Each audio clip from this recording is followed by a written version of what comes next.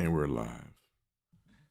We already had a comment in on the live stream, episode 29. So welcome everyone to episode 29 of the Eat for Life podcast, your home for esports, entrepreneurship, education, entertainment. I'm one of your hosts, Marcus Howard.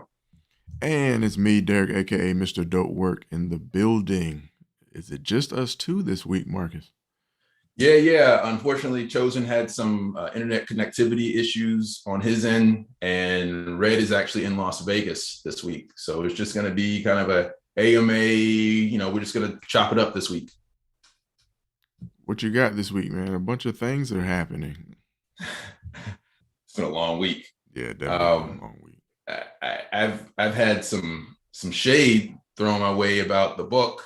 I don't know if you saw on LinkedIn. I'm not going to name that person's name. I will call out brands, but I won't call out people. That's not true. I did call out Delane last week.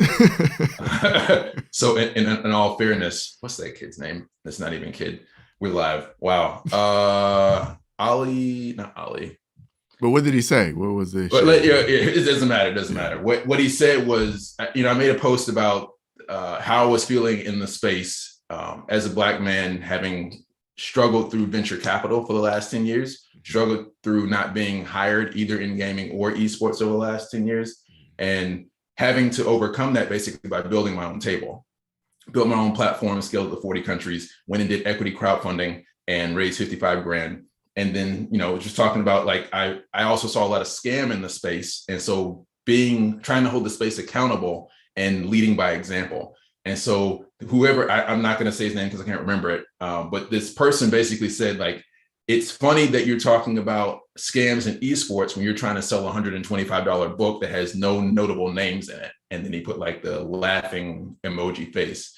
So I responded back to him. I said, there's $5,000 of licensed proprietary consumer research in the book. So even if you didn't want any of the rest of the book, it's already worth at least the $5,000 from that licensed content, not to mention everything else is in there. Obviously, your thought leadership's in there, great people in the book, great companies in the book. So I just thought that was interesting that because this individual didn't see kind of mainstream esports represented in the book, that A, it's not worth him spending $125 on, and B, because I was charging $125 for this 300-page book, hardcover coffee table book, that is a scam. Would you consider them part of the ecosystem, though? I think that also speaks to the challenge that the esports and gaming industry has, is almost as if nothing is valid unless it's something that's mainstream. As if there isn't grassroots workers and thought leaders and real businesses, small businesses being built and startups in the space. That shows that individual is either not in the industry or they have no respect for the work that's actually being done within the industry. And why would that respect not be there? Is it because it's the gaming industry and we're not valuing the efforts that are putting into it? Well, I think part of it, and I have to apologize to the ecosystem, because when I made that post, I made it kind of a broad stroke statement that said, with some notable exceptions, basically the entire esports market is this giant scam. I still believe that to a varying degree. I think there are a lot of great companies in the space, but when I say a giant scam, I mean that there's scams on multiple levels. You've got these teams and startups, esports orgs that basically are leveraging the global market to pitch the opportunity for their local market when most of the global market is actually in China. So the numbers, the viewership, the dollars, those are in China. Those don't really transfer to here in Tampa Bay. It's not the same audience. Right. And it's disingenuous to say so. Right. Just like I spoke to two different individuals last week. I won't name their names because they said some stuff to me in confidence. But one of them worked for a major team, and he remembers specifically, or that person remembers specifically, that a brand came in with a $300,000 check to sponsor a logo on a jersey. And then right after the check was cut, the team said, all right, back to business as usual. And the team didn't put any effort into trying to convert value back to the brand who cut them a $300,000 check. They just kept it moving. And then someone else was telling me that basically the Atlanta ecosystem this person said that using the word lie to describe what we see from the outside of Atlanta would be not strong enough. Wow. So it just speaks to there are scams happening in this space again at all levels, even in higher ed. And we've talked about that. I'm not going to rehash last week's conversation. So I don't think it's unfair to say that there's a large part of the ecosystem that is a scam. You know, you got, was this a year and a half ago, what, 12 to 15 billion dollars invested over the 5-year period, and only like $1 billion or 2 billion, maybe 3 billion, like 20% returned in revenue. That's a 70% loss. Like, the only ways a lot of these companies are staying afloat is that they're kicking the can down the road, raising additional capital or an 8-figure loan until they can go to the public market. So I'm done with that rant, but I agree with you. I think that unless you're mainstream, you don't exist in esports. I think also the industry is, so I understand your wording of using scam, but then I also think scam has the connotation that you're saying people are purposely trying not to add real value to the industry. And me and you know that based on the individuals and associates that we have in the space, there's a lot of work getting done. Like, there's a lot of people that are staying up late and man hours of crunching numbers and trying to make whatever they believe their lane, their business, their brand successful in the esports and gaming space. And I think in doing that, there are a lot of individuals that have done whatever is needed in order to hopefully make whatever they believe about esports and gaming a success, whether that's adding to their pitch deck that some League of Legends stats, even though they know they don't plan on doing any League of Legends activations with the money that they get from esports, but because those numbers and those activations sound good because that's mainstream esports and gaming, it's used as the, I don't know, is the trophy or the metric of success. And that is a scam because we know that as much as me and you know about esports and gaming, we wouldn't be able to put on the size of a League of Legends tournament here in Tampa Bay without like substantial resources, not just because you do a League of Legends game or because you say it's esports that is automatically going to blow up to that. There's still a lot of work that needs to be done from a grassroots and community building part and aspect that you can't put in decks because you're talking to people that already don't understand the space, don't understand the value in the space. And so if you say, oh, we have the potential to do this thing if you give us all of this money because of X, Y, and Z, that doesn't sound good versus if you say, hey, look at brand A, B, what they were able to do with their viewership and the numbers here and yada, yada. And like, oh, okay, here's the check. And I think that's the challenge of being in the industry where the people that are actually boots on ground are trying to convince people that don't even participate in the industry to participate and provide resources. It's a disconnect. Right. Right. And again, so that's why I take back some of that statement, because I know to your point, there are a lot of people, men, women, like people in general, just doing a lot of heavy lifting and hard work, especially the grassroots levels. Yeah. So I don't want to paint them with that same broad stroke, but I guess what I'm speaking more to is really what happens at the esports observer level, like the stuff that gets reported in the news, those things that are big enough to get to the news. Right. That's really more what I'm referring to, like, you know, Optic Gaming and Envy. In my mind, while they call it a merger, I see it as a consolidation, right? Okay. Because in my mind, I believe that a lot of, if not most of the tier 1 teams are overvalued. I'm not saying they don't have value. That's not what I'm saying. Right. I'm saying that they are overvalued the same way you would see companies overvalued during like the .com bubble, right? And as a result, because many of them are not profitable, you know, you can only raise so much venture capital before people want to start seeing returns on their investment. And I think what we're seeing is consolidation of these top tier teams in order to potentially follow like a FaZe Clan's plan and do an IPO, where now you can take like the audience of Envy and the audience of Optic Gaming, combine them together and say like, well, if FaZe Clan went there, because what is FaZe is reporting like 350 million people in their audience. The closer you get to that 350, the closer you can get to that $1 billion valuation. But how much of that is just organizations trying to make a success out of the thing that they're carrying? So it's like I've received all of this money, all of this hoopla, and yet I'm still in the negative. Like I'm not cash flow positive in what I'm doing if I just line the numbers up. what's a plan B before this ship completely crashes? Oh, well, you know what? We combine with this person or do this or as a way to keep the ship going. I don't consider that scam. I consider that trying to prove like there's some type of way where we can make this thing really make sense that we've all believed in for all of these years. And so part of me salutes that effort of trying to survive plan B or plan C.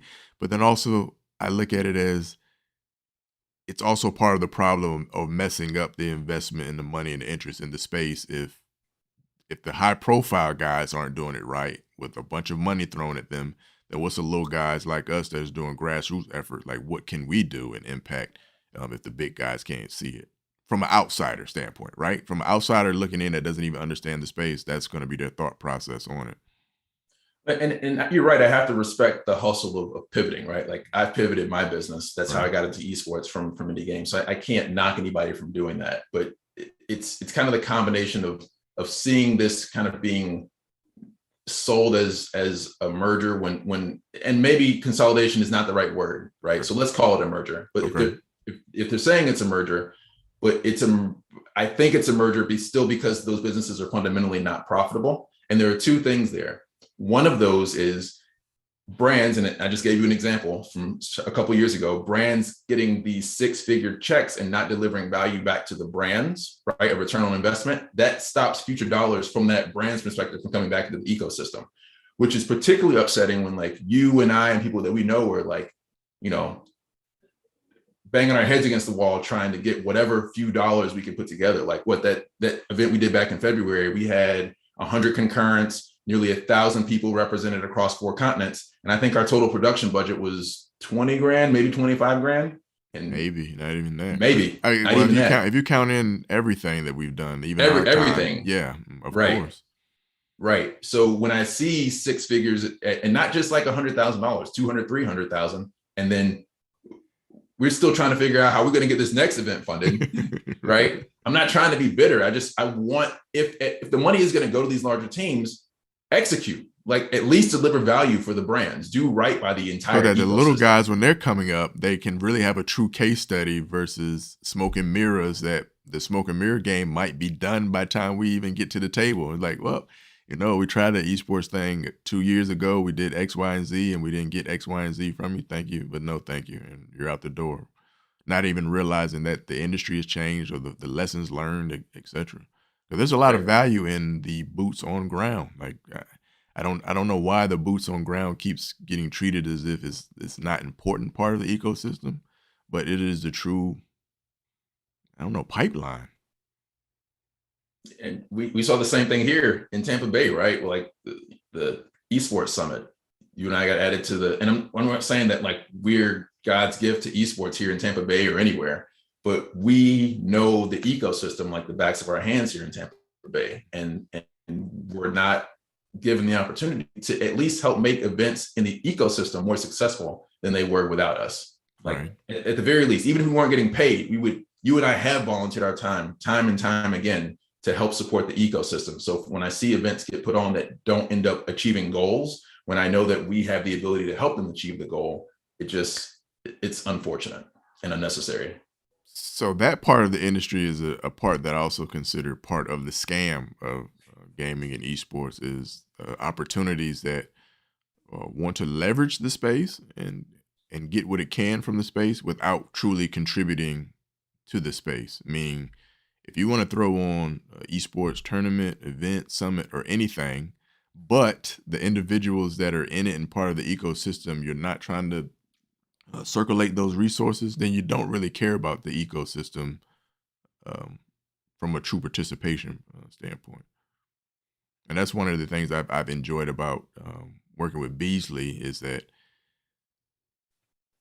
yeah, they're big brand and big events and used to doing that, right? But then they also have shown me that they respect that, hey, we would like to tap into that audience, right?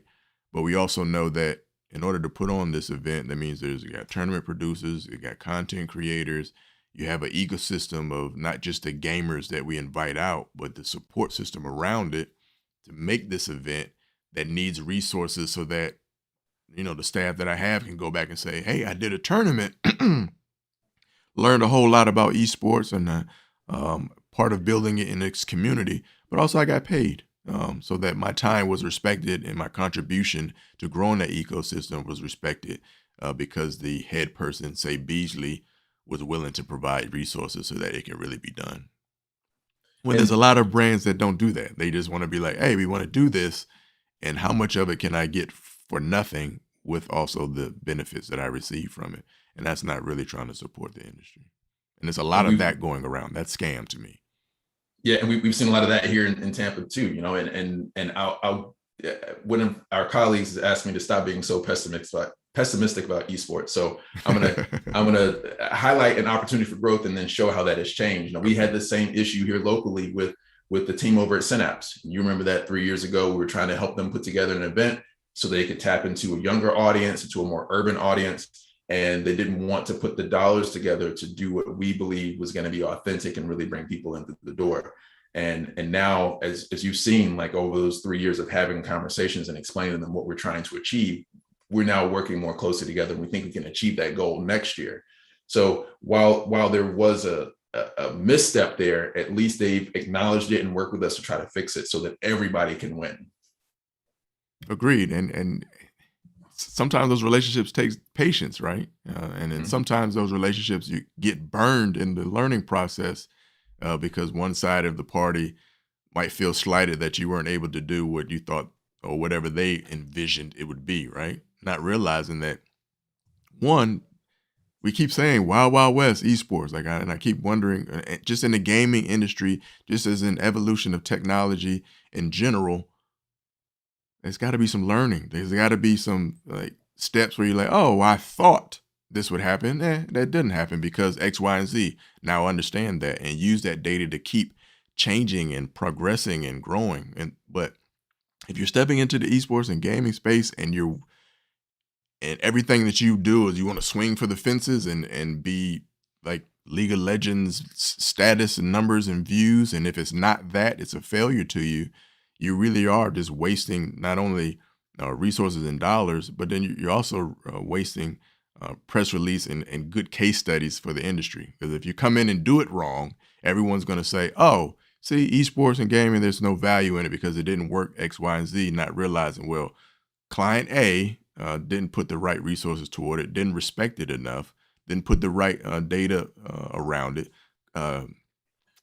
Service provider A just took the money and only did X, Y, and Z without really being connected in the space to know what to do with it because they thought it was easier than what was intended. And now everyone is looking like, see, this thing sucks. I think that's what bothers me most about the industry is I look at the crash and burns from a learning perspective to understand the space because this is, like we're all learning, but then also look at the crash and burns like how many non-authentic people are getting the resources to then make bad press releases about the industry because they were able to get a check, but they didn't really care about the industry or weren't really in the industry. So therefore, those of us that are really in the industry can't flourish like we want to. Yeah. I want to take a quick minute and give a shout out to folks joining us live on LinkedIn. Aziza, we see you. She said that she saw a team, not she had, but she says we collectively, and the FGC had a team that was a pyramid scheme. So she saw it firsthand. Appreciate you, Louise, for talking about Envy. You said that you believe in one of the few orgs positive, so you believe it's mostly Optic and the weight that it carries on Call of Duty. Marcus Monroe talking about Web3 creating opportunities that conventional VCs don't normally provide. And I believe in that 120%. When I started in the gaming industry, it was the same time I started in blockchain and crypto in 2013. And I always believed that blockchain would decentralize access to funding, where particularly for underrepresented groups, you don't have that in traditional VC. And we've had several conversations, less than 2% of venture capital in the US goes to Black-owned startups. So, I'm trying to help this one brother who's up in Tennessee try to do his own token sale. At first, I was trying to push him to equity crowdfunding because I had some success with that, 55 grand in 3 weeks. But I told him, his company is in the gaming space. Why not just launch a crypto, right? And then sell the crypto, a token sell, leverage that to build his ecosystem, and then decide if he wants to go the VC route. So tell me, as since you're the blockchain crypto expert between us two, tell me, is this an ignorant um, synopsis of cryptocurrency and even NFTs? I look at them now as music artists, where like you can make this thing, but then you still need the budget and all of the media hype into it to make it the hype to get it to have the value that you need it to have in order to make more than what you put into it. So that these NFTs or even a cryptocurrency becomes talent for you, where like, okay, can I make them popular where everyone wants to get out and grab this thing and then the value of it goes up? Or no, that's just too ignorant of a simplification. I think part of that is true. I think it's kind of a insiders club now. People who've been in the space a long time. You have to remember, crypto has existed for 12 years. So when you see, in my mind, when you see these people selling for $69 million and all these like big ticket items, because people have been basically stockpiling these cryptos that have appreciated over time, and now they finally have a way to spend it. So I think you're seeing like a disproportionate valuation of these digital assets. But that said, because now everybody's jumping into it. That might not have been the case like 12 months ago, but after NBA Top Shot, everybody heard of NFTs, and now blockchain gaming is cool where it wasn't, 4 years ago. So many people are in the space that in order to cut through, you either have to have that connection to that inner circle of people who've been in the space a long time, or that budget, right? Shout out to Bruce Bates. I think it's Bruce Bates, or Blockchain Gandalf rather, on LinkedIn. He did an estimation of minting 10,000 NFTs, right, for a drop. He said it would cost you about $1 million to produce those 10,000 NFTs, because you have to pay transaction fees to create them. Oh, wow. So yes, like if you want to do something that big, and it may pay off for you, right? Those drops are selling tens of millions of dollars. You just can't go do that by yourself, because you need the money to pay the gas fees. So now there's $1 million barrier to doing that now, where there wasn't a year ago, 2 years ago, 5 years ago. So the ads that you see now of create NFTs and make NFTs, or 20-year-old makes 7 million in NFTs in 3 months, etc. That's not as easy as those ads make it seem. That's right. I think those things happen. They're exceptions to the rule, right? The same thing about the gaming industry, right? Like generally speaking, a handful of Among Us or Fall Guys will just break out and explode out of nowhere. But those games actually had teams behind them, especially Fall Guys. There were 20, 50 people in that team. But generally speaking, the average indie studio made in 2013 only made $500 of revenue a year. So that helps you understand like how much competition's in the space. The same thing is in the NFT space now. Everybody is launching these things, and you can go to Fiverr now and get people to design your NFT graphics, right, for pennies on the dollar. So it's just so much happening where if you don't have that money, you just can't cut through. Same thing with Kickstarter. Like when it first launched, basically any indie developer could go in there and they raise 50 grand or 100 grand or a quarter million, like easy. But now, like you have to go in there not only with a community, but with a marketing budget. Like a community is not enough. Right.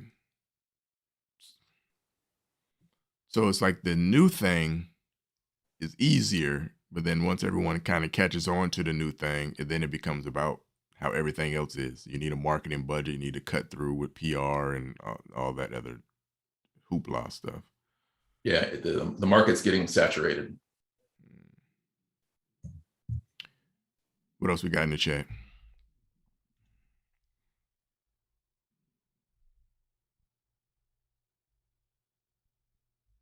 With the esports players.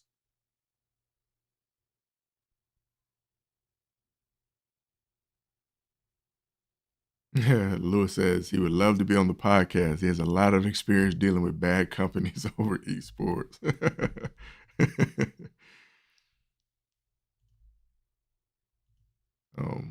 You froze on me, Marcus.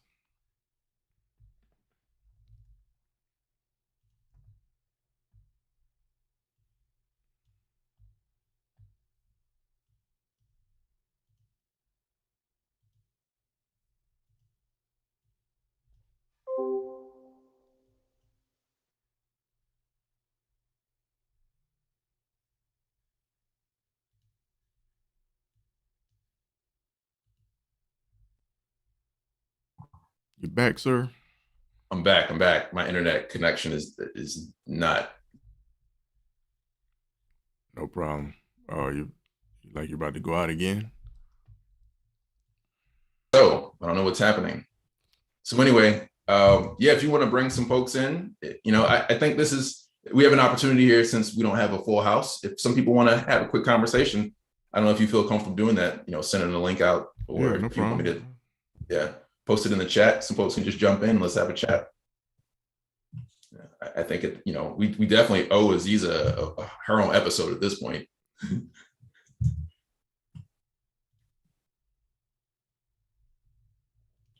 Shout out to Trinidad. She was recognized yesterday at the Blacks in Gaming Awards. So congratulations to her. Shout out to hip hop and everyone else recognized at that event yesterday as well. So bring Ziza, you want to come in?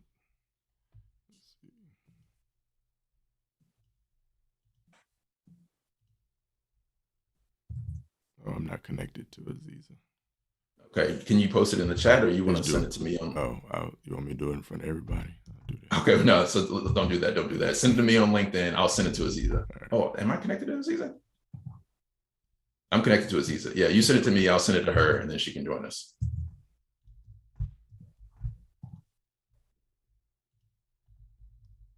Okay, Aziza, just a second. Got a link coming to you on the DMs.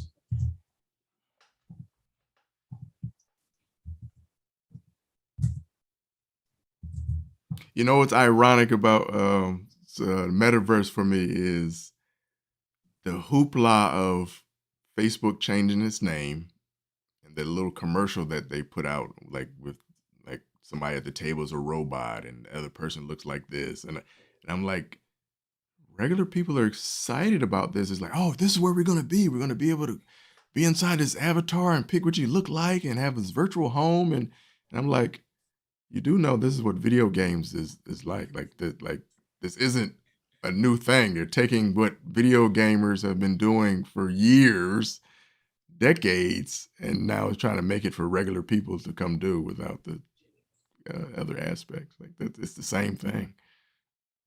Yeah, I think, I don't know if you remember Second Life. I think that was one of the first metaverses. Like, this is not new. It's not new. Putting a lot of dollars behind it. Yeah, it's not different than gaming. I don't know, like I hear basically people. She's in. Oh, I don't know. No. Is she? No. You control the lobby, don't you? Yeah. I don't see any pings yet. Okay, so Aziza, if you can hear us, I sent you the link in the DM or in your DMs if you want to join us for a chat. Let's see, who else do we have here joining us tonight? He said Lewis said he'd be down. Okay. She said she's not ready today. Let me get Okay. So another time. We need to schedule you in advance. That's cool. That's important. Lewis, I'll send you the same link. You can join us on the chat.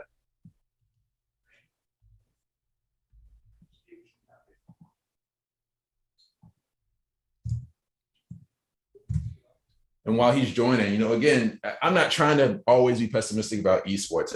It's my respect for what I believe it can be that leads me to be so critical of it, because I want it to achieve its full potential, right? So that means like fighting for these opportunities for people who don't have them, holding people accountable when I see things that, from my perspective, are unethical or disingenuous. Because I've seen a lot of people say, like, oh, you don't call out teams.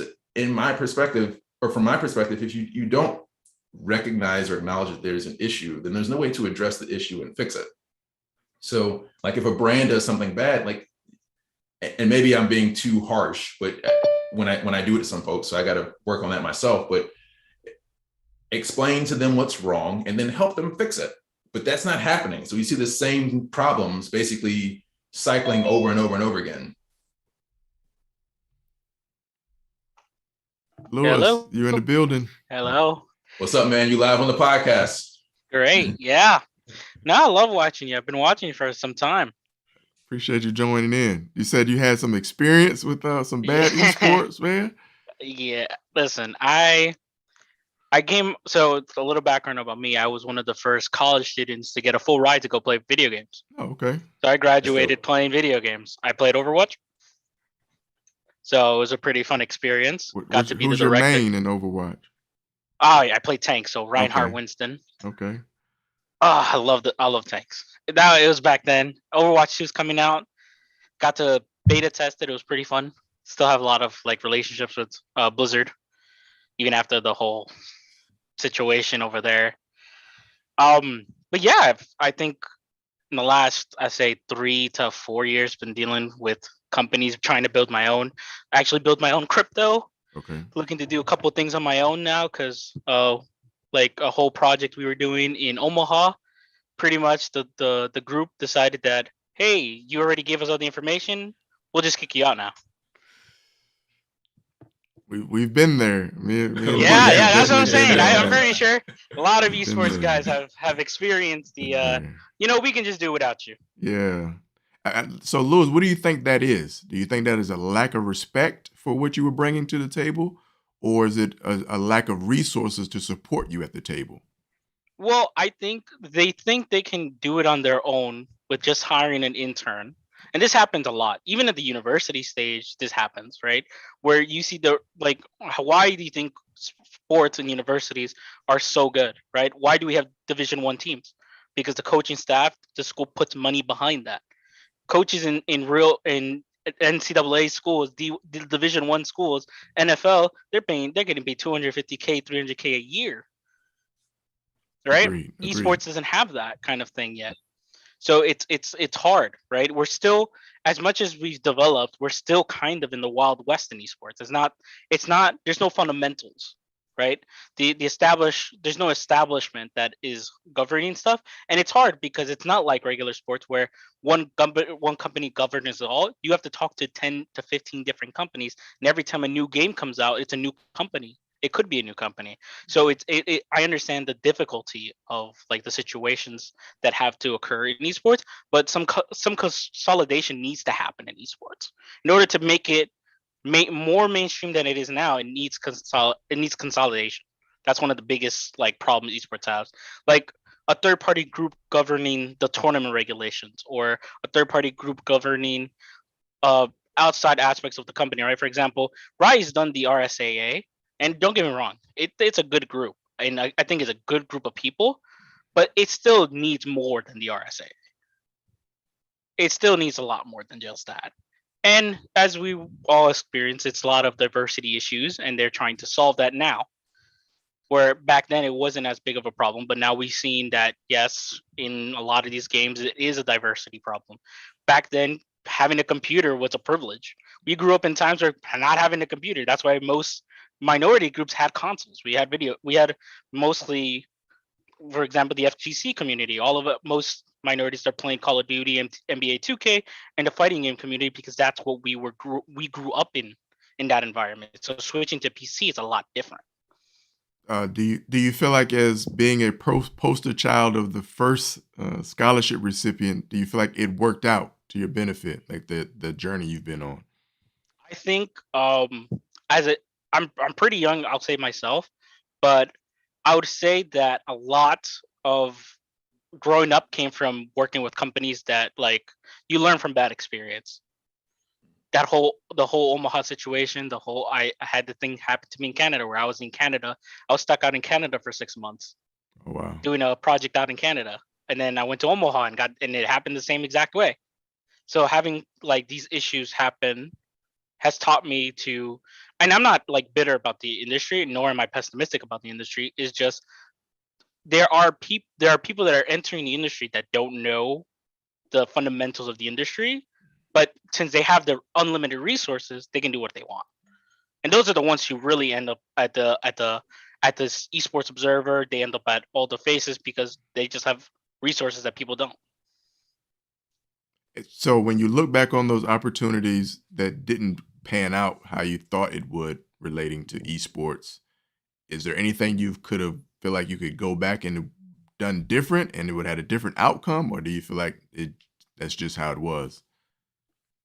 I would feel that I would have better outcome if I played it more reserved.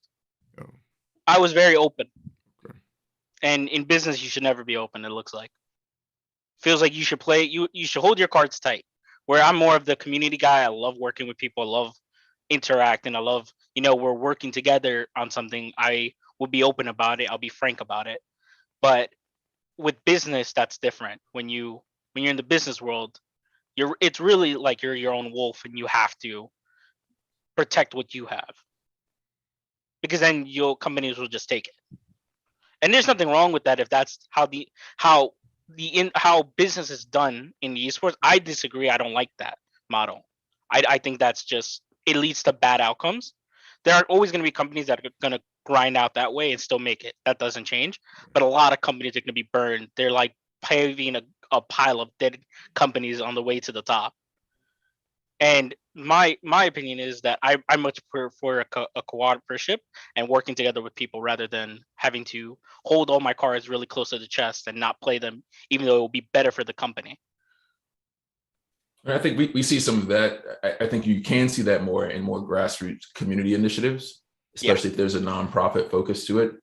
But we've seen both of what you've described, right? Like with TAG, Tampa Association of Gaming, that Derek and I and then several others work together to do. Like we all work with each other very cooperatively. Like whatever resources that I get, I try to share with Derek and the rest of the group, and vice versa. And that works out well for us. But at that same token, like I took a similar approach to a group that was outside of Tampa, that was up in New York, and thank God I and we had gotten some paperwork drawn up, because they did exactly what you described. Like we provided some introductions. We had the paperwork that said, now that we do this, like the rest of the relationship needs to look like A. And they basically took a left turn and did like C, D, E, F, G. And if we had not had that paperwork, like we would have just been rug pulled. Yeah, say like I'm in New York right now, so obviously it makes sense. I've been in Wall Street. I've seen like companies here. It's very cutthroat, right? You understand that depending on areas you go to, right? Like, don't get me wrong, New York still has a thriving esports community and they love it, right? But companies take advantage of this, right? They know you love it. They do it for the passion. You don't do it. You don't do it to make a profit. You're not a business major. A lot of these guys generally don't go to like a Stern or NYU, right? So it's really hard to establish what your value is at young, but companies won't tell you that, right? They don't want you to know that in a sense, right? And that's kind of like what hurts a lot of these growing pains for people, right? I building my own crypto on my own because I think it's just, I've worked with companies that already have like treated me like this. Might as well just build my own company. That was my end result now. It's just, if I've learned so much in the past like 3 to 4 years, even like dealing with the crypto and NFT side, I've dealt with all of this. I helped the company build their cryptocurrency. They took it, went and they did a pre-sale on it, and then they just threw me off. So it's like, you get used to these sort of things when you aren't familiar with business at this early stage. I'm happy I learned this early though. I'm really happy I learned this like in an earlier time, because if I was like in my 30s dealing with this, I'd have a midlife crisis at 30. Let But me I've ask you: learned Do this you like, think that do you think the industry should be more patient and accepting of someone like you that is learning business while having the passion, or should we spit you up, like chew you up and well, spit you it out so depends. you learn? It it depends, right? Like you would see a lot of like better influence models on companies outside in the West Coast. I've dealt a lot with companies outside of West Coast that have better like relationship status with like understanding the gaming community and understanding. We have to also realize that the gaming, like real gaming, like big events, corporate companies are now getting involved with it, is because California is like most companies are moving out of California now, so they're expanding across the United States. Before probably before 2018, no company was outside of California. If you wanted to do esports, like big esports, like we're talking about within thousands plus, you're looking at California, you're looking at Vegas. You barely looked at New York, you barely looked at anywhere else. So it's like a hard realization to understand. You have to deal with these kind of things. Luis, real quick, I did an introduction for you. And again, in the spirit of cooperation, there's a gentleman from Europe traveling to New York this upcoming week. I'll try to avoid saying his name because I'm sure his travel plans aren't public, but he wanted to connect with someone who was in esports in New York. So I just did that intro for you. Thank you so much.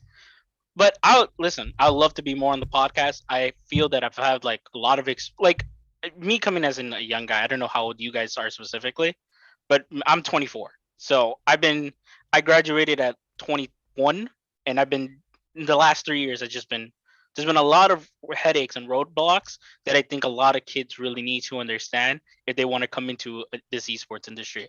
And not saying it's bad, because I love esports. I don't care. I don't care what these companies do, because I feel like if they did this, they're gonna fail. They're gonna fail because they just don't understand it, and they don't take the time to understand it. They would rather pay somebody to do this. That's a lot of the approach of these companies, and it's fine. They can do that all they want. But I think if kids want to go into these startup companies, they should know what their value is, and give them a foot to argue to companies like this that are exploiting kids to get their like company up and running for like pennies on the dollar, when you're making 300 times the profit while your employee is barely making any money to survive. Fair enough. Well, thank you, Lewis. I appreciate you stopping in, dropping in on us. No problem. No problem, man. You have a good day. I'll let you go. Appreciate See it, you man. guys.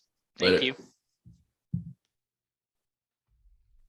Yeah, Derek, you and I were having that conversation last week about kind of the reality of esports and versus the promise, and it almost feels disingenuous to like get students and kids in general like hyped up about working in the industry. I didn't come away with a solution to that yet. I just stared at the ceiling. That was my solution. Yeah, Just stare at the ceiling. I don't know. I will say, like, hearing stories like Lewis explained, it doesn't make me feel good about the industry because, again, the value that we've talked about from gaming, esports, here because of his gaming skills and ability, he was able to get a scholarship, full ride, he said, right? Off to college, right? Off to continued education off of his video games. And because he had that pipeline of opportunity, it made him optimistic that that pipeline could continue by him continuing to contribute his authenticity by being truly in the space, only to have the space use him and discard him to where, what if he wasn't the type that said, you know, oh, that was messed up. Let me try again. What if that totally defeated him from wanting to pursue or build or add value to the industry? Like, the industry would have just eliminated someone that was authentic, a proven case study, case model that could be used to truly show how the potential and opportunities in esports are available. And again, I think that's the benefit of being critical at times, because I think you have to present a real opportunity so that future Lewises and you know, kids up and coming know what to look out for. Yes, there's all this promise and this opportunity, but there's some stuff you definitely need to keep your eye out for. Right. Definitely. And I feel like Lewis speaks to a gaming persona anyways. I would imagine, think about it, if you're playing a game like Overwatch, and he said his main was a tank, right? So you have your tank, your DPS, and your support. You're talking about individuals that are trained up to be part of a team and contribute where they can contribute to the overall goodness of the team, which means that I'm sharing information, I'm communicating, because that's the world that I come from, that the more information I'm sharing, like, oh, D.Va's coming in from the right, or I'm about to do my ult, or only to know that get into business. And because it's not a gaming world, that divulging too much information is now a hindrance on you and affects you poorly. That's horrible in my opinion. Yeah, that's sad. That's the reality.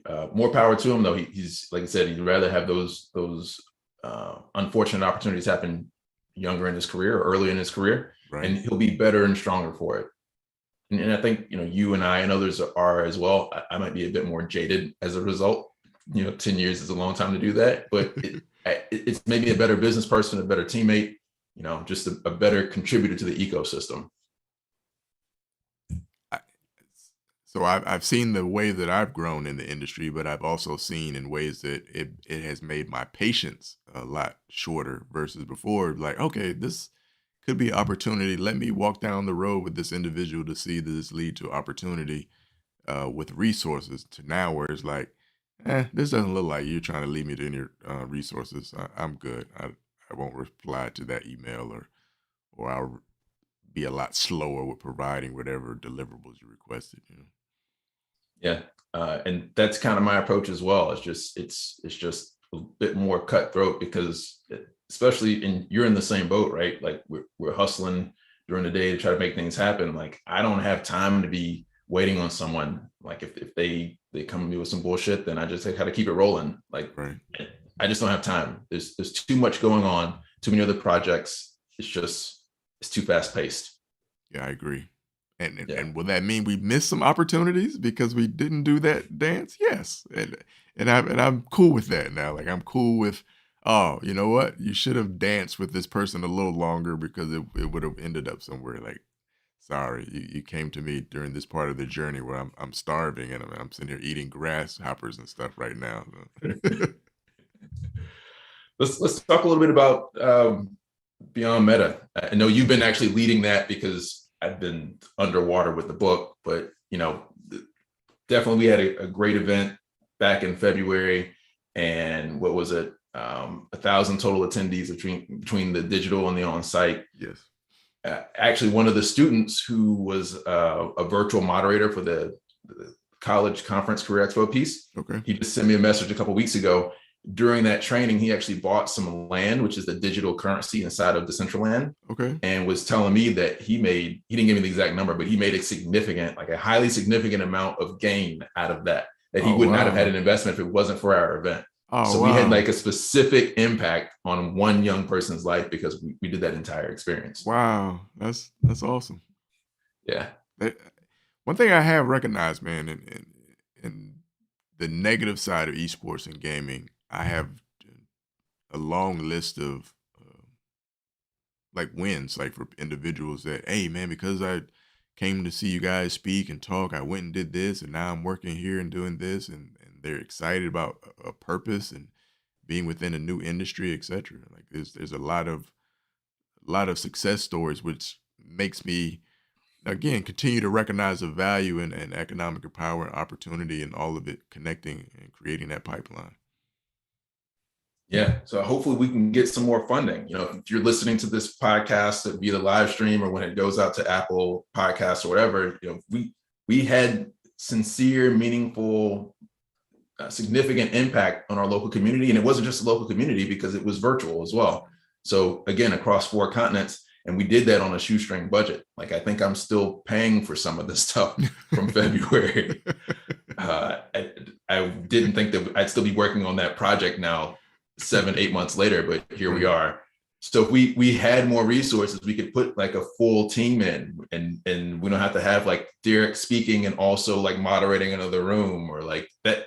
What we had to go through to put that event together was insane. It was cool as a story, but it was insane, and we could do so much more if we didn't have to do all those other things. I would love to see what the individuals around us thought about us with putting that on. Like I would love to see what my wife was thinking of the process, and because we were wearing multiple hats, and I think wearing multiple hats because we value getting it done and we value staying committed to what we signed up to do is noble, but then at the same time, it is an example of not being where we should be and relates to the space. So if I look at like if you had the ability to walk into the room and be like, okay, Marcus Howard is your turn to speak, intro with the mayor and talk, and you're not letting people in the Zoom, you're not looking at the chat, you're not making sure the camera is set up right, not making sure the audio is straight, not doing any of that, right? To see that compared to seeing someone that's who do you feel like has the more control of the situation or more of the impact? The individual that's not doing the work. Right. You can be present. Yes. Yeah. Definitely that. And it doesn't make us from a brand standpoint look like bosses in the space, We look like we're hustling and putting something together because we're trying to, and because we have the ability to, right? Like you can wear multiple hats. I can wear multiple hats on putting together in order to execute. But I think from an outside, brands look at that and say, mm, is he really controlling the Altogether. space, or is he just hustling? This is some little black guy that's just hustling, doing some esports stuff. Because I see him over here fixing the Zoom camera. I see him over here posting on social media in the caption, like Right. versus it being noble and like impressive. It's funny you say that. I've had that same experience in my career the last 10 years, like, applying to different jobs and companies not appreciating that I had my own startup, that I've worn all those hats. Like, oh, well, if you didn't work at corporate, like all this amazing stuff that you've done, scale your platform to 40 countries, organically generating 2 million impressions per month on Twitter, the patents, all of that, none of that matters. When did you do XYZ at Oracle? I didn't work with Oracle. Do you think that's on purpose? Or is that an ignorance? I don't know. I think because the system is designed to look for specific experience, like, and I say system, I mean like literally the digital system where it runs off keywords. I think business processes are evolved or accommodate that system. And so they operate in a way that is aligned with how the system works. Okay. Yeah. I will say in my entrepreneurial journey, I look at it a lot different. Like before just corporate, where you're like, okay, your resume, you did boom, boom, boom. So you're in this department and you did boom, boom, boom. And you put that down on a list. When I got into entrepreneurship, it's like just saying you do that means that I had to do a bunch of other stuff in order to accomplish this, that like you should be able to recognize that, oh, you probably had to answer, you had to have business meetings, you probably had to put proposals together, you probably had to fill out paperwork, balance line items, time management, like all of those things automatically fit within that without needing to spell it out line by line in a resume as if I was working at a regular job. But if you're not of that world, maybe you don't understand that. And you can only look at things from a worker's mentality. Even this episode is a testament to that, right? Like we started about half an hour late because you and I spent half an hour trying to put together the live stream at last minute because we hadn't anticipated, Red not being here as our backup and Chosen have his internet out. But this is audio video, right? This is tech support. In addition to producing, co-hosting and scheduling guests in the middle of the live stream. Right. Lots of opportunities for growth there. Are you still excited about the space? I'm trying to be. I think, the best way that I can describe it is jaded optimism. And if anybody else wants to be, a guest for a few minutes to jump on the podcast, let us know. We'll send you a link. But it's jaded optimism. I know that there's all this opportunity, but I also know my experience trying to achieve that opportunity. So like even when I spoke at the Bridge to Life Career Corner thing for Broward County last week, I told them, here are the platforms where you can go and apply for jobs. And I said, this one platform, again, I'm trying not to be as negative, this one platform has a lot of jobs on it, but I don't have a good working experience with the CEO of that company. And I feel like that CEO was untruthful. So I don't trust that CEO. And I've also had people of color tell me that they've struggled to land jobs out of that ecosystem. Okay. So while it is one of the most popular and most visible platforms to use, take that with these caveats. I'm not saying don't go use it.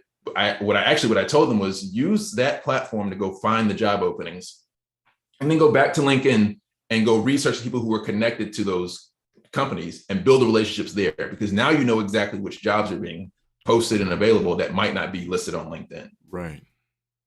So that's kind of my approach now to the space. It's just like hacking around the stuff I know is systematically or systemically broken. And then some of that is going to still continue to change and evolve as it goes along. So being in the ecosystem and actually, again, boots on ground with it is how you really get those true gems on how to pivot around the errors in the industry. Right. I feel like I lose some of that when it comes to the gaming industry. Like I understand esports and gaming from a media content operation side, but doing it in real life means that I'm not really gaming as much, and therefore I'm not um, like in the headset of really seeing what's going on and what is the feedback in games, what is the feedback in communities, etc. I can assume it's just getting worse because it was pretty bad when I was on there. Um, but again, I'm busy doing it for real or trying to do it professionally that I'm not as part of the industry as I used to be. Yeah, I think that's a double-edged sword, right? Like working in this industry is kind of a dream come true, and especially in the capacities that you and I are and others, if you're having to work some other place to even to make that possible, now you've got another layer. But because ironically, because you're trying to build a company and a brand and a presence in the space, you can't be a consumer anymore, right? There's not enough hours in the day. You got to Right. do one or the other. So how do you balance that? I play Guacamelee with Maddie.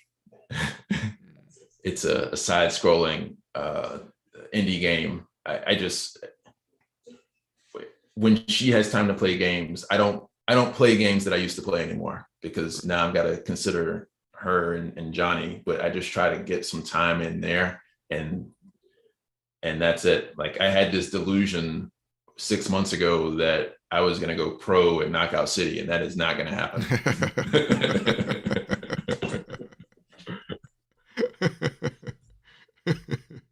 But I had to just make my peace with it and keep it moving.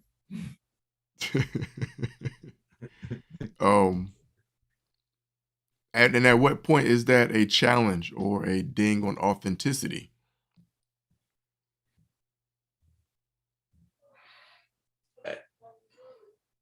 I guess it matters until it doesn't, right? It's again, to go back to the book incident, I had someone basically question the validity of the people who were in the book because it wasn't, the top 10 most popular players from the top 10 most popular teams. So I think it will matter to some who can appreciate the balance that you have to put in to make that happen. And then those who aren't going through that journey won't appreciate it at all. Unfortunately, I think that's the reality. Agreed. I found my way of staying plugged into the industry is like I can't play as much, but I'm surrounded by young individuals and I listen. I listen to what they talk about. I listen to how they feel about situations. I listen to what platforms they're using and their feedback. And that's how I stay plugged in on what, not just what I think about esports gaming in the space and the community, but what are the young individuals that'll be the next generation? What do they really think and feel about it? Because I know, even as a gamer, I'm not one of those Twitch gamers. Like I can't watch somebody play. Like I really rather play. So I knew that straight from the beginning that that's not for me. I'm not of that generation that understands that and values that, but I'm able to recognize the value in it because I'm around individuals that spend time in doing that and they've expressed the value out of it. And therefore I can go and champion for it because I know real individuals that are benefiting from platforms. I want to hear your take on this. I think we had a chance to chat it up a little bit before with Chosen and Red. The announcement about Rihanna and the new show on Netflix with Riot Games. There's some kind of partnership. I'm still kind of fuzzy on the details of it, but I remember when I went to Twitter, when I saw the announcement was posted on LinkedIn, I went to Twitter and like everybody from the culture was like, oh, this is amazing. We got to go support this show. And so I think good for Rihanna. If you got the sauce, go get the bag.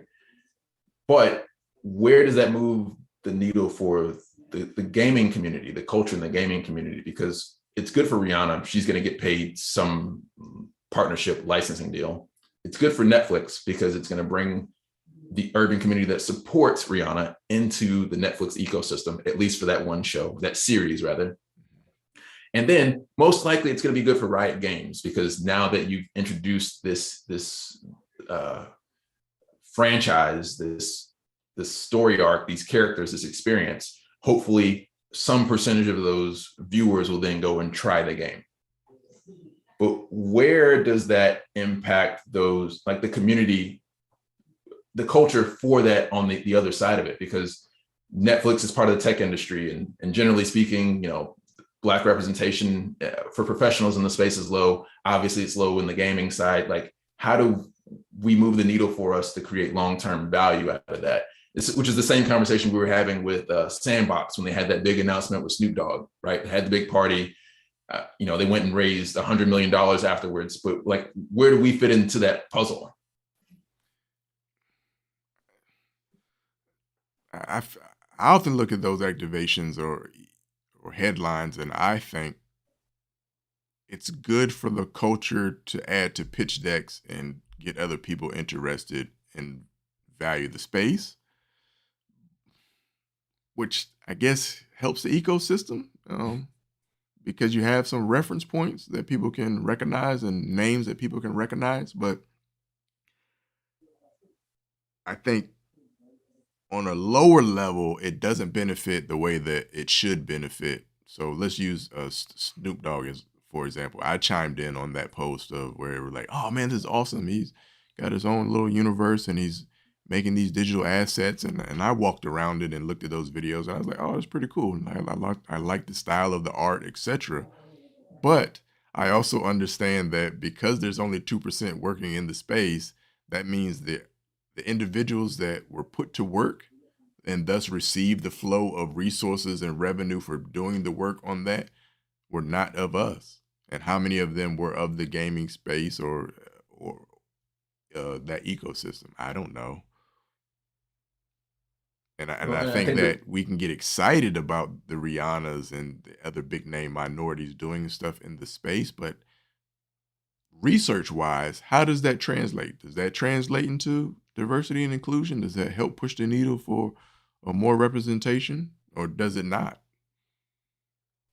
So I think one of the most visible example I can see is NBA Top Shot. And again, for everyone who's been watching the show for a long time, I was like the #1 hype man for Top Shot, right? I put my money in, I got Derek and everyone else too, and shared the opening moments. And then what I recognize ultimately is that NBA Top Shot is kind of monetizing the urban culture, but not feeding that back into the community. Like, where are they spending dollars from? They're now worth like $7.5 billion. How much of any of that, you had that conversation last week, you know, but what's the right number? How much of any of that's going back to the community? Because I still get the emails. I didn't delete my account because I put money in, like, right, I'm going to watch my money. When I read the headlines, I can tell that it was someone Black who wrote the email heading, but like, that's the copywriter at the bottom of the tree. Right.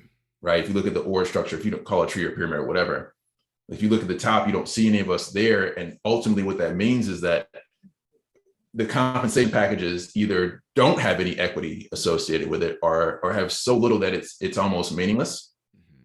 And then when those liquidity events happen, as a result, we don't get any wealth redistributed back into our communities. Here's a similar example. So I worked for a company for 5 years here in Tampa Bay called MenuPad.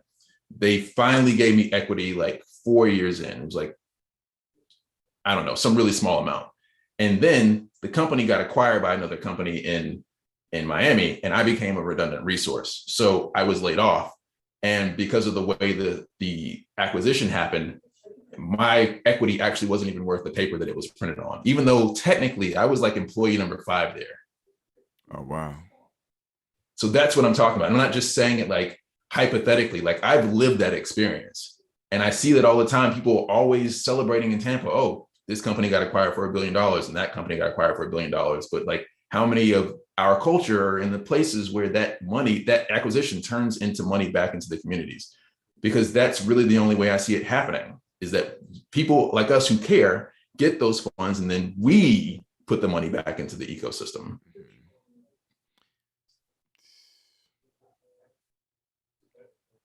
So I was all in with you on NBA Top Shot once you gave us that little tutorial. I was like, oh man, I kept trying to buy packs. I had the email notifications, and I could see the potential of it, and I could see like, oh, this is the evolution here with digital media, etc.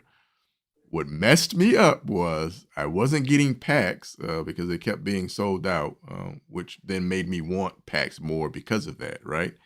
Until I think I received like an email blast or something where they had an actual event, and I saw the photos from that event that then made me say, there's no black people. Like, where are the black people at? We're talking about most of these things that you're trading is a black person, athlete doing this, right? In the culture, the music, the colors, the style, and all of that. And to see a photo where there weren't any black people made me step back and be like, whoa, hold on. Somebody's able to print money. That's what they're doing. We're creating is they're printing money for themselves that then is being distributed where? It's not just being distributed back to the individuals that are contributing to the culture and the phenomenon. I at least know that. And so therefore I stopped getting emails from NBA Top Shot and stop caring about it, because it's like, why would I ultimately want to support this other than saying, oh, I can see how I can benefit individually from doing this, even though I know that they're not really doing anything special, that there couldn't be more diversity and inclusion as part of the team giving it back. But we see that across the board. Yeah, it's nothing new. That's Yeah. just another example. Yeah, it's just another example. And sometimes I feel like that conversation is looked at as being pessimistic. Like, oh, but you can't just recognize like the awesomeness of that's going on without bringing in the diversity and inclusion part of this? Like, can we just celebrate this evolution of this technology or whatever without talking about that part of the conversation? And my thought to that is always is, if we do it, how long do we do it? Do I celebrate it a week and then now we can get back on how can we get more inclusion? Or do we celebrate it a year? Do I celebrate it 5 years? Do I let 10 years go by? Like, what is the appropriate amount of time that needs to go by between an announcement to then figure out how can we make it better and enhance it so that we're able to spread the resources? That reminds me of a statement that Mayor Kaiser made, when he gave the welcome for our event back in February, that too often it's let's launch the initiative, build up infrastructure, launch the business, whatever it is, and then go back and like after the fact kind of retrofit it, the inclusion, versus let's have the conversation in the beginning so that it benefits everybody. Right. But then also wonder, like, because of how technology is, why are we even having an inclusion conversation when technically everyone can go and make their own thing if they wanted to? And so if you don't like the way the thing that is created is being operated and used, and go make another thing. But if I'm trying to elevate because I'm not included, and therefore I'm trying to be valuable, be seen as valuable, being seen as successful, I'm going to participate in the thing that's already successful, even though it wasn't built or made with me in mind, because I'm still trying to show value of myself versus trying to create something new from the ground up that thinks of me. Yeah, it's kind of a lose-lose situation. Yeah.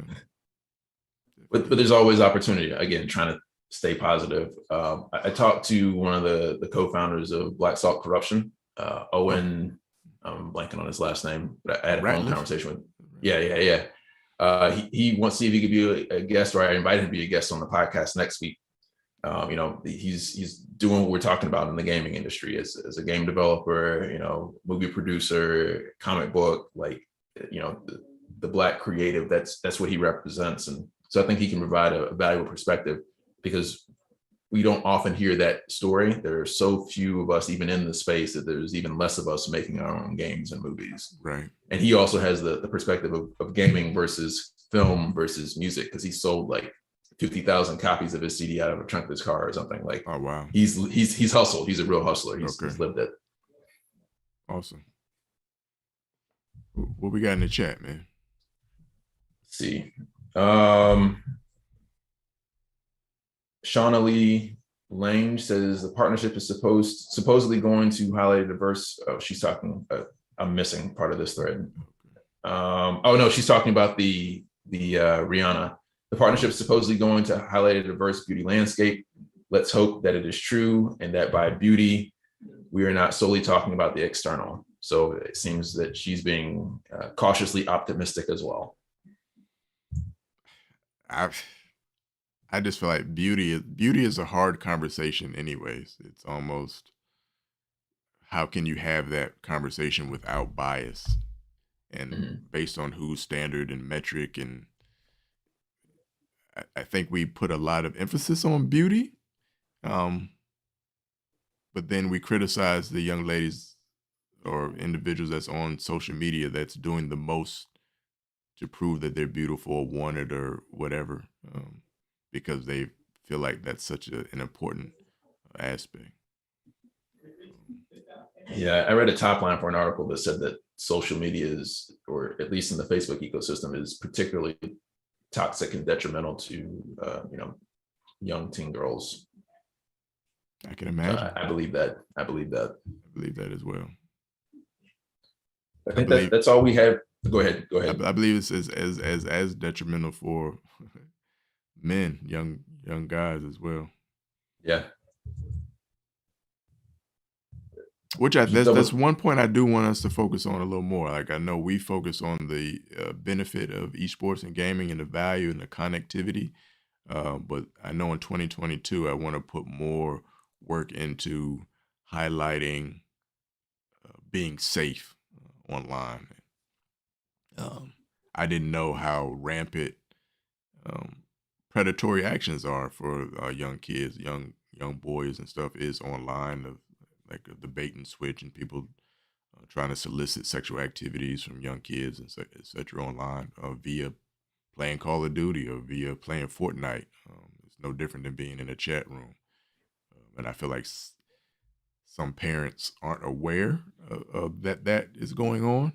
They look at, oh, he's on Roblox, it's okay, not knowing that, okay, yeah, he's on Roblox, but then there's also like 40, 50-year-old guys that are here in Roblox and, trying to chat it up and figure out where he live and all that type of stuff that we need to train kids around how to survive in that, and then also train parents on how to deal with it. So that reminded me that we're trying to work on a partnership to raise awareness about the dangers of exploitation and predatory, soliciting through gaming for our event back in February. It was one of the many projects that we had slated, but unfortunately, like, I didn't have the bandwidth, and I think at the time you didn't have the bandwidth to sustain it. So it's just like we had to let it down on the vine.